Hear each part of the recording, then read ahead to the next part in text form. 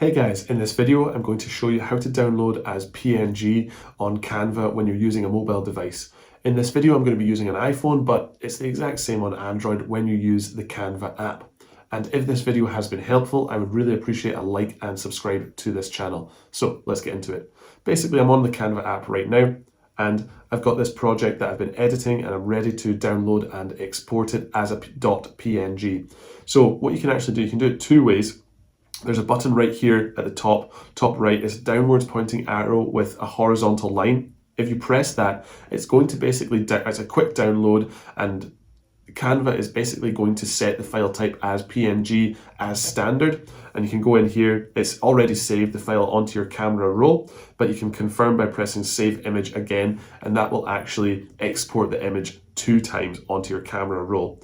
So we can swipe up, go up to the Photos app, and then we can see there's been 2 images saved as .png.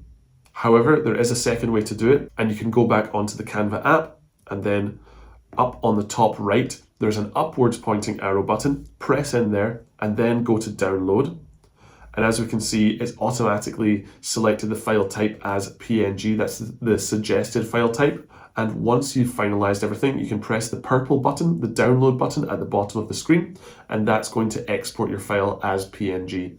And again, we can confirm by pressing save image, and that will save or download or export another .png file onto your camera roll as well. And let's go back into the Photos app, and we can see there's now 4 images, 2 extra images saved as .png.